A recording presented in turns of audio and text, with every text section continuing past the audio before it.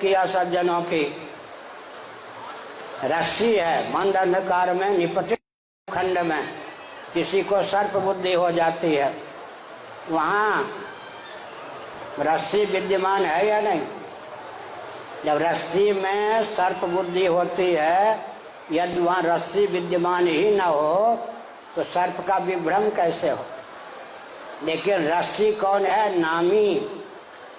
वह नामी जब सर्प के रूप में परिलक्षित होता है तो नामी रस्सी की विद्यमानता होने पर भी सर्प के दर्शन से प्राप्त भय, कंप इत्यादि का निवारण नहीं हो सकता।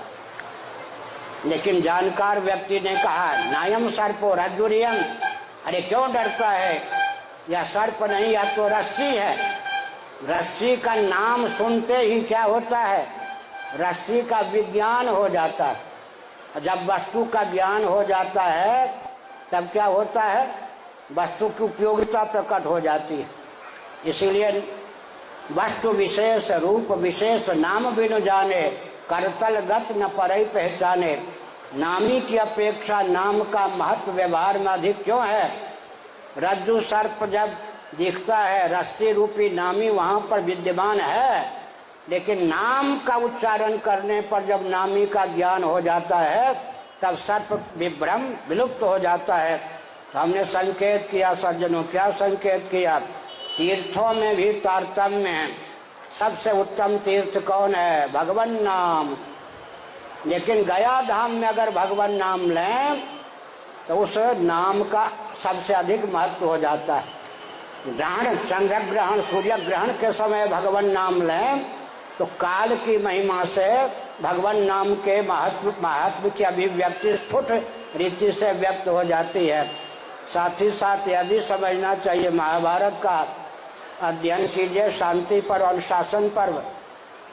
सर्ग में, सर्ग है ना इस समय जो सर्ग, सृष्टि के प्रारंभ में जब भगवान यज्ञ वराह का अवतार हुआ, या जब जब कल्प में भगवान यज्ञ वराह का अवतार होता है, सबसे पहले पिंडदान की प्रक्रिया कौन चलाते हैं? भगवान यज्ञ वराह। भगवान यज्ञ वराह, यज्ञ तत्व ही वराह के रूप में अभिव्यक्त होता है। कालिका पुराण श्रीमद् भागवत का चतुर्थ स्कंद पढ़िए। भगवान तो भगवान ही हैं, लेकिन लोक संग्रह की भावना से हम बहिर्मुख मनुष्यों को प्रेरणा देने की भावना से भगवान ने मिट्टी के ही लौंदा बनाया, पिंड बनाया 3, और सबसे प्रथम पिंड को निवेदित किया। पूर्वजों के पूर्वज भी, गुरुओं के गुरु भी भगवान श्रीमन नारायण परात्पर पुरुषोत्तम के ही अवतार यज्ञ वराह। लेकिन सबसे पहले लोकवत्तु लीला कैवल्यम, हम मनुष्य उनकी अनुकृति कर सकें, 3 पिंड का दान दिया।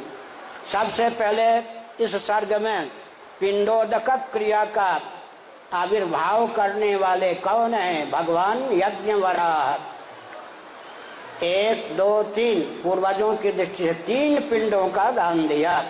इसलिए भगवान यज्ञ वराह के द्वारा यह क्रम प्रचलित है। गाय नामक सब महात्मा आप लोग जानते हैं, तो हमने समय की सीमा में कहा गया का अद्भुत महत्व है और यहाँ पर आना चाहिए। पितरों के निमित्त पिंडोदक क्रिया का निर्वाह विधिवत करना चाहिए। एक बात और कह दूं, बुरा न मानो, होली है, सांकेतिक शब्दों में बोलूंगा।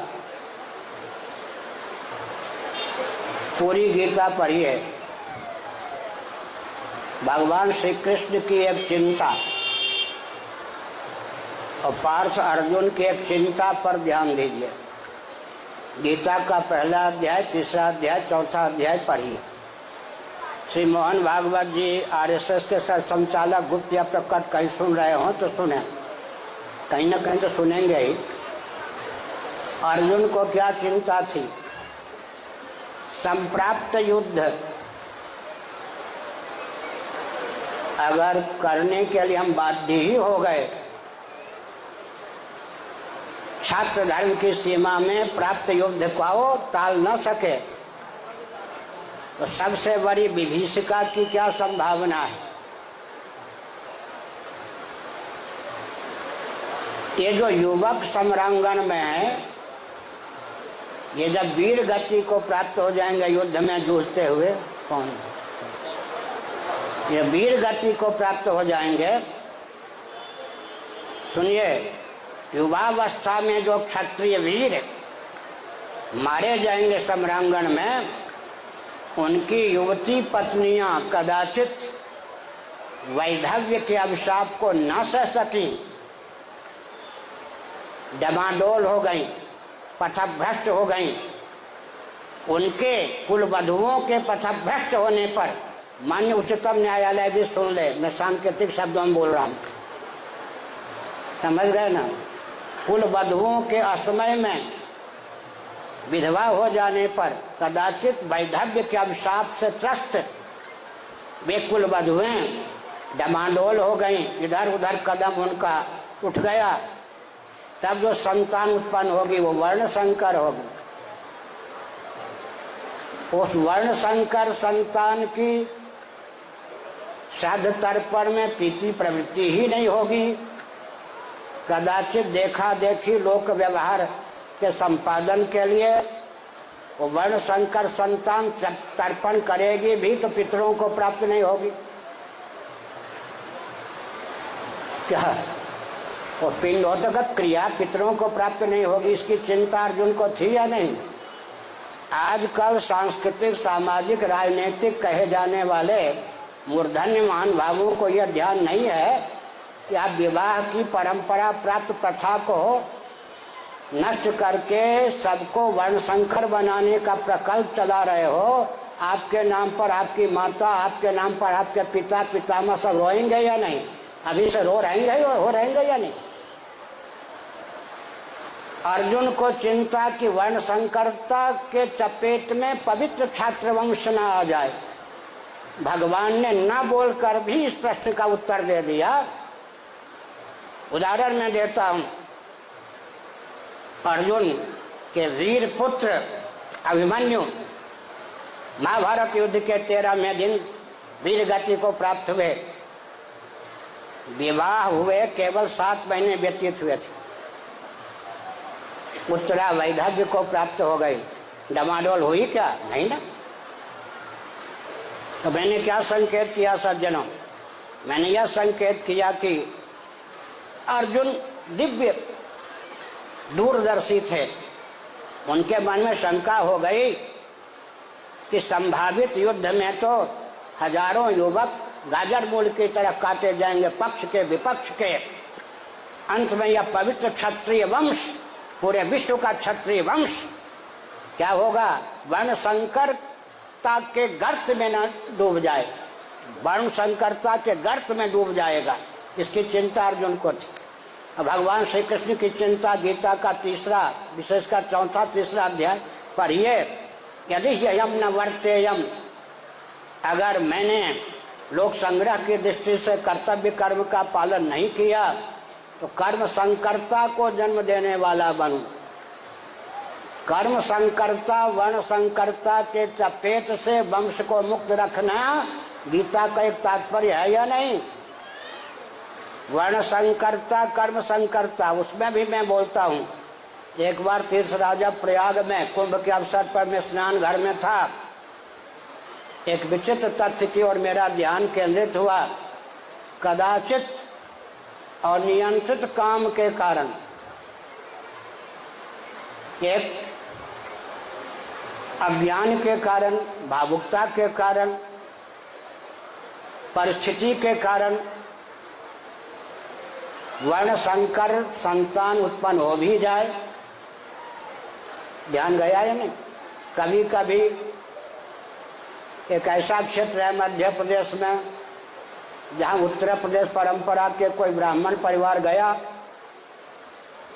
उस क्षेत्र में उस प्रकार के ब्राह्मण होते ही नहीं।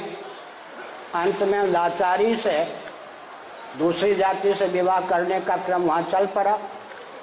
परिस्थितिवश और सबसे बड़ा तो उदाहरण है जब भारत का विभाजन हुआ, गांधी जी जहाँ भी हों, ऊपर नीचे मध्य में सुन लें, उनकी अहिंसा के गर्भ से घोर हिंसा निकल आई। भारत का विभाजन हुआ, गाजर मूली की तरह व्यक्ति काटे गए, उधर से भग के जो इधर आए पूरे देश में छा गए। युवतियां भी थी, युवक भी थे, सबके सब तो गृहस्थाश्रम से विरक्त हो ही नहीं सकते थे और वंश परंपरा का ध्यान रख करके विवाह हो ही नहीं सकता था, क्योंकि सब बिखर गए। गांधी जी के माध्यम से अंग्रेजों ने जो कूटनीति को क्रियान्वित की, देश का विभाजन तो हुआ ही, उसका सबसे विषम विभत्स परिणाम यह हुआ कि भारत में वर्ण संकरता छा गई। अब मैं पंजाब की ओर जा रहा हूँ, इधर से दिल्ली होकर। पंजाब में तो 90% विवाह वर्ण गोत्र आदि का ध्यान रखे बिना ही होता है, उनके संस्कार ही प्रालुप्त हो गए। हमने एक संकेत किया, कदाचित वर्ण संकरता आ भी जाए, क्योंकि 3 के योग से 4, 5 आदि की अभिव्यक्ति होती है। गुण तो 3 ही है, सत्व रजस तमस। 3 के योग से वर्ण 4 हो जाते, ब्राह्मण क्षत्रिय वैश्य शूद्र। और कामोद्रेक आदि के कारण, अज्ञान के कारण, भावुकता के कारण, देहात्मवाद के कारण वर्ण संकर संतान की उत्पत्ति होती है। कदाचित कोई वंश वर्ण संकरता को प्राप्त भी हो जाए तो भी उसे कर्म संकर नहीं होना चाहिए। वर्ण संकर की भी जीविका जन्म से आरक्षित है या नहीं? आरक्षण के पक्षधरों, कान खोलकर सुन लो, इससे बढ़िया आरक्षण की प्रथा क्या हो सकती है कि सनातन वैदिक धर्म में हर व्यक्ति की जीविका जन्म से आरक्षित है। इससे बढ़िया आरक्षण की प्रथा क्या होगी जी? आप क्या आरक्षण दोगे? सरकार के पास कितनी नौकरियां हैं, प्रवंचना के अलावा है क्या? अगर सनातन धर्म के अनुसार आप आरक्षण क्रियान्वित करो, हर व्यक्ति की जीविका जन्म से आरक्षित है, इसलिए आर्थिक विपन्नता और अनावश्यक विषमता को जन्म दिया ही नहीं जा सकता। कदाचित कोई वंश या कोई व्यक्ति वर्ण संकर संतान उत्पन्न करने के लिए बाध्य भी हो जाए, वर्ण संकरता को जन्म भी दे दे, तो भी कर्म संकरता नहीं आनी चाहिए। उस वर्ण संकर की भी जीविका जन्म से आरक्षित होनी चाहिए। तो हमने क्या संकेत किया? अर्जुन का ध्यान गया कि ऐसी कोई गतिविधि हमको नहीं अपनानी चाहिए जो सचमुच में वर्ण संकरता में उसका पर्यवसान हो जाए। अब सभ्यता के नाम पर जो वर्ण संकरता को उद्भाषित कर रहे हैं वे दया के पात्र हैं, अज्ञानी हैं, या वोट बैंक के चपेट में आकर के जानते हुए भी देश के साथ खिलवाड़ कर रहे हैं। मैं एक संकेत करके प्रवचन को विराम देता हूँ। इब्राहिम, जिनके विज्ञान प्रयोग के आधार पर, नारायण दत्त तिवारी जी ध्यान दें जहाँ कहीं भी हों, एक जज महिला ने कह दिया ना कि आपको कोर्ट में आना पड़ेगा, रक्त की परीक्षा देनी पड़ेगी। वो रक्त की परीक्षा जो न्यायालय के माध्यम से होती है वो क्या है, किसकी दी हुई थ्योरी है? इब्राहिम की। इस इब्राहिम ने कहा था अमेरिका, ब्रिटेन इत्यादि जहाँ वर्ण संकरता सैकड़ों वर्ष पहले आ गई, वहां तो लाचारी है, सब वर्ण संकर ही है।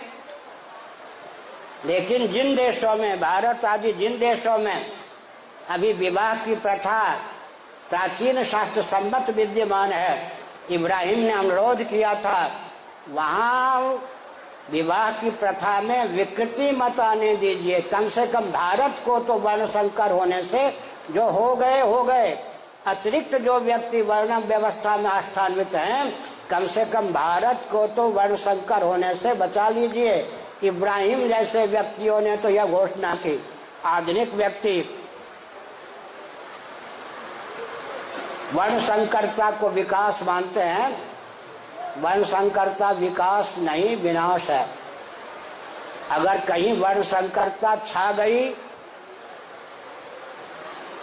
कोई परंपरा से ब्राह्मण क्षत्रिय वैश्य आदि रहे ही नहीं, इससे ज्यादा विप्लव आर्थिक विषमता का कोई स्रोत नहीं होगा। एक उदाहरण देता हूं, ये भुजदंड है, भुजदंड है या नहीं?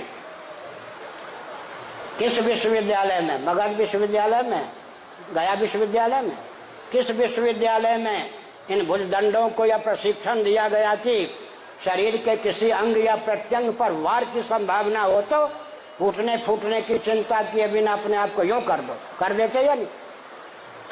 गाढ़ी नींद में बुद्धि सो जाती है, अंतःकरण सो जाता है, अहम सो जाता है, मन सो जाता है, चित्त सो जाता है। उस समय बुद्धि पूर्वक आदेश की दाल ही नहीं गलती। जब बुद्धि ही नहीं है, बुद्धि सो गई है, बुद्धि पूर्वक आदेश कौन दे सकता है? जीव तो विद्यमान है, लेकिन जिसके माध्यम से वो आदेश दे सकता है हम ही सब प्रसुप्त है, हम ही सो गया, बुद्धि ही सो गई। लेकिन कोई मच्छर आके काटता है, भुजदंड को कौन आज्ञा देता है?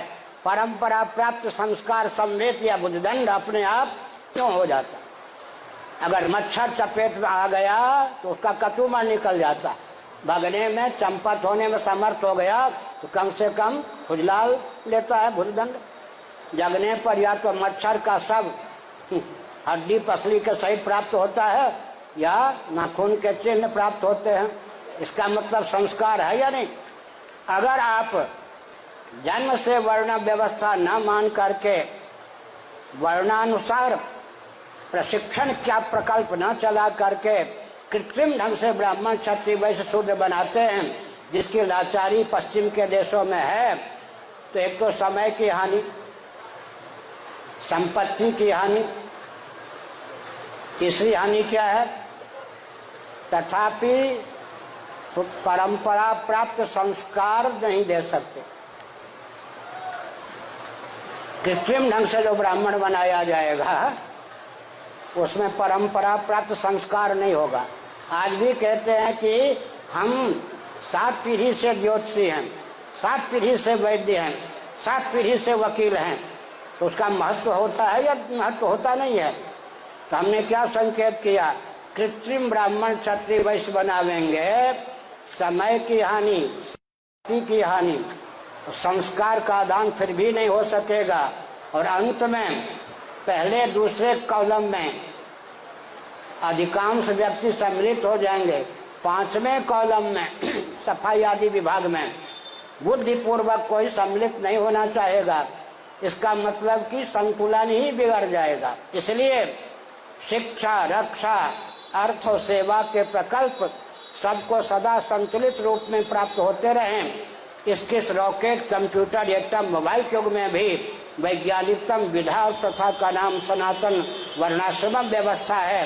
बुद्धि पूर्वक, अज्ञान पूर्वक, भावुकता पूर्वक, सत्ता, लोलुपता, दूरदर्शिता के चपेट में आकर जो महानुभाव तंत्र या व्यक्ति वर्ण संकरता को जन्म देने का, उद्भाषित करने का मार्ग प्रशस्त करते हैं, वे भारत के हितैषी भले ही हो, हित जानने वाले नहीं हैं। इसलिए इनसे सावधान रहने की आवश्यकता है। मैंने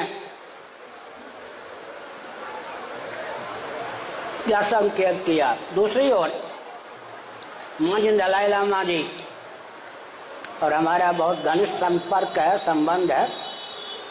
उन्होंने जो पत्र लिखा था हस्ताक्षर करके, वो हमारे यहाँ सुरक्षित है। हमने जो उत्तर दिया था उनके प्रश्न के सहित, पत्र के सहित, वो भी पुस्तिकाकार छपी हुई है। वो प्रायः 2 साल में एक बार कहा करते हैं, हम बौद्धों का गुरु देश भारत रहा है और रहेगा। हम बहुत विनम्रता पूर्वक एक प्रश्न करते हैं, उत्तर भी हम स्वयं देते हैं। ठीक है, आप जो कह रहे हैं बिल्कुल हम उससे सहमत हैं, लेकिन विचार बिंदु यह है, इस देश को पूरा विश्व मानता था, आज भी गुप्त रीति से मानता है। शासन तंत्र में यह क्षमता नहीं है कि हमारी मेधा शक्ति, रक्षा शक्ति, वाणिज्य शक्ति, अर्थ शक्ति और सेवा श्रम शक्ति का सदुपयोग भारत के हित में कर सके। कोई भी शासन तंत्र नेहरू जी के समय से लेकर आज तक ऐसा भारत को नहीं मिला जो भारत की मेधा शक्ति, रक्षा शक्ति, अर्थ शक्ति या वाणिज्य शक्ति और श्रम शक्ति का उपयोग सबके हित का ध्यान रखते हुए भारत के हित में कर सके। हमारी मेधा शक्ति भारत की विदेशी कंपनी, भारत में विदेशी कंपनी और बाहर बिकती है या नहीं? हमारी रक्षा शक्ति हमारे काम नहीं आ रही है। हमारी अर्थ शक्ति, वाणिज्य शक्ति भी देश के उत्कर्ष में प्रयुक्त और विनियुक्त नहीं हो रही है। हमारी श्रम शक्ति का भी अत्यंत दोहन और दुरुपयोग हो रहा है। जिस शासन तंत्र में केंद्रीय या प्रांतीय हो, अपनी मेधा शक्ति, रक्षा शक्ति, वाणिज्य शक्ति और श्रम शक्ति के सदुपयोग की क्षमता नहीं है, वह पार्टी या राजनेता शासन करने योग्य नहीं है, चाहे किसी भी दल, कोई भी दल हो या किसी दल का राजनेता क्यों न हो। सबसे पहली आवश्यकता है कि सत्ता लोलुपता और दूरदर्शिता के चपेट से विनिर्मुक्त राजनीति हो, राजनेता हो और अपनी मेधा शक्ति, रक्षा शक्ति, वाणिज्य शक्ति, श्रम शक्ति के सदुपयोग की जिसमें पूरी क्षमता हो, भावना हो। तो हमने एक संकेत किया सज्जनों, अगर विचार किया जाए तो आरएसएस के कारण, आर्य समाज के कारण और रामतीर्थ लीग के कारण या विवेकानंद रामकृष्ण मिशन के कारण या जैन के कारण, बौद्ध के कारण, सिखों के कारण, कांग्रेस के कारण, बसपा के कारण, सपा के कारण, बीजू जनता आदि के कारण भारत की पहचान थी पूरे विश्व में। इन सब का जब जन्म भी नहीं हुआ था तब पूरे विश्व में भारत का नाम था या नहीं? यहाँ के राजाओं ने, चक्रवर्ती नरेंद्रों ने सप्तद्वीपा मेदिनी पर एक छत्र राज्य किया या नहीं? देवराज इंद्र भी यहाँ के राजाओं से सहयोग लेकर अराजक तत्वों के दमन करने में सफल हुए या नहीं? किसके कारण भारत की प्रसिद्धि चतुर्दश भुवनात्मक ब्रह्मांड में थी जी? सनातन धर्मी मनुवादियों के कारण, जिनके कारण हमारी प्रसिद्धि थी, पहचान थी, वो है मन। मनु का अर्थ होता है, संस्कृत का शब्द है मनु। मनु का अर्थ व्यक्ति विशेष तो है, मनु का अर्थ होता है मंत्र, उसकी लक्षणा है मंत्रार्थविद, वेदार्थविद। मनु ने जो कहा है वो वेदार्थ है। आपको सुनकर आश्चर्य होगा, सावधान गुप्तरों, अंग्रेजों के शासन काल में जो दिव्यता थी, किस कारण थी? मनुस्मृति में शासन करने के जो वचन हैं उनका अंग्रेजी में अनुवाद करवाकर अंग्रेज भारत पर शासन करते थे। अंग्रेजों के शासन काल में भारत में जो दिव्यता थी वो मनुस्मृति के कारण थी, और जो दिव्यता नहीं थी, अदिव्यता थी, वो उनके उन्माद के कारण। अंग्रेजों का उन्माद गिना जाना चाहिए, और अंग्रेजों के शासन काल में जो दिव्यता थी वह मनुस्मृति के कारण थी। विक्रमादित्य ने जो दिव्य राज्य दिया, चंद्रगुप्त जी ने जो दिव्य राज्य दिया, या चाणक्य जी ने जो दिव्य राज्य दिया, या नवरत्नों ने जो दिव्य राज्य दिया, या शिवाजी और समर्थ रामदास ने दिव्य राज्य दिया, या शंकराचार्य, कुमारी भट्ट और सुधन्वा सम्राट ने दिव्य राज्य दिया, या मैत्रेय, वासजी और युधिष्ठिर जी ने दिव्य राज्य दिया, या वशिष्ठ जी, विश्वामित्र जी, अगस्त जी और राम जी ने दिव्य राज दिया, या पृथु जी ने और भृगु जी ने दिव्य राज दिया, या नारद जी और प्रहलाद जी ने दिव्य राज दिया। किस संविधान के आधार पर? उसी संविधान का नाम मनु विरचित संविधान है। हमारे संविधान के प्रति अनास्था उत्पन्न करके, हमारी पहचान को मिटा करके पूरे भारत को एक विकास के नाम पर गर्त की ओर पहुंचाने की योजना क्रियान्वित होने योग्य नहीं है। अंत में मैं कहता हूं, भारत का उत्कर्ष आप चाहते हैं तो दो बिंदुओं पर ध्यान दीजिए। प्रथम बिंदु क्या है? अंग्रेजों की कूटनीति को वरदान न समझकर अभिशाप समझिए। दूसरा बिंदु क्या है जी? पाश्चात्य जगत का अंधानुकरण छोड़ दीजिए। नासा हमसे लाभ उठा सकता है, हमको आश्चर्य होता है। अभी भी विश्व विख्यात भारत के वैज्ञानिक सिंह अमेरिका से आए थे हमारे पास, कहीं होटल में ठहरे थे, 2 दिनों तक विज्ञान पर हमसे लाभ उठाया। ऑक्सफोर्ड यूनिवर्सिटी के मूर्धन्य गणतज्ञों ने 2 बार आकर हमसे लाभ उठाया, और उत्तर कोरिया, दक्षिण कोरिया के मूर्धन्य गणतज्ञों ने 2 बार आके हमसे लाभ उठाया, लेकिन हाँ, विश्व बैंक ने अपनी सारी गुत्थी 5 मई 1999 को हमारे पास आकर सुलझा ली। संयुक्त राष्ट्र संघ हमसे लाभ उठा सकता है क्या? भारत हमसे लाभ नहीं उठा सकता है, हम जैसे व्यक्तियों से। लेकिन अपने मेधा शक्ति से भी विद्वेष, इनको शंकराचार्य नहीं चाहिए, अपनी पार्टी का प्रचारक चाहिए। आपकी पार्टी का जो प्रचारक होगा उसकी मेधा शक्ति तो आपसे दुर्बल होगी, समझ गए ना? आपको मार्गदर्शक चाहिए या शंकराचार्य प्रचारक के रूप में चाहिए? आपका कार्यकर्ता कोई बाबा बन भी जाए तो आपका प्रचारक होगा। आप हाईकमान के सामने तो क्या करेगा? वो महिमा करेगा। इसलिए एक विचित्र बात है श्रोताओं, सुन लो, इस रॉकेट, कंप्यूटर, एटम, मोबाइल के युग में भी हमारी अनुकृति करके अंग्रेजों ने एलिजाबेथ को विक्टोरिया से भी अधिक समय तक रानी बना के रखा है या नहीं? राजतंत्र को वंश परंपरा न होने पर भी कृत्रिम वंश परंपरा को स्थिर रखते हुए, सुनिए, सनातन वंश परंपरा न होने पर भी कृत्रिम वंश परंपरा को स्थिर रखते हुए अंग्रेजों ने एलिजाबेथ को विक्टोरिया से भी अधिक समय से रानी बना के रखा है। और हमारे यहाँ 70 वर्ष पहले ही राजतंत्र को विदा कर दिया गया। सिकंदर ने दंडी स्वामी शंकराचार्य से, अभी हमारे पास जर्मन मूल का एक व्यक्ति अंग्रेजी में 30 पृष्ठों में पत्र लिखा है, उसने इस रहस्य को उद्घाटित किया है। एक दंडी स्वामी शंकराचार्य से सिकंदर द ग्रेट, सिकंदर मिले थे, वहीं से उनको प्रेरणा हुई कि आदि शंकराचार्य ने 4 धार्मिक राजधानियां बनाई थी, उसमें पुरुषोत्तमाक्षरपुरी भी प्रथम राजधानी पूर्व दिशा की ओर से, उसी को ख्यापित करके पोप की गद्दी कालांतर में चलाई गई। दलाई लामा जी की गद्दी 700 वर्षों से है, हमारी गद्दी जो है भगवान शंकराचार्य की दृष्टि से 2502 वर्षों की है। श्रीमन नारायण की परंपरा की दृष्टि से 1,97,29,49,117 वर्षों 118 वर्षों की। श्रीमन नारायण से हमारी गद्दी की परंपरा इस सर्ग में 1,97,29,49,118 वर्षों की है। भगवत पाद शंकराचार्य महाभाग ने जिस दिन गोवर्धन में पूरी पीठ को प्रतिष्ठित किया, उस दृष्टि से विचार करें तो 2502 वर्षों की हमारी गुरु परंपरा है। लेकिन दलाई लामा जी की परंपरा कुल 700 वर्षों की है। अब मैं 2-3 वाक्य बोल के प्रवचन को विराम देता हूँ।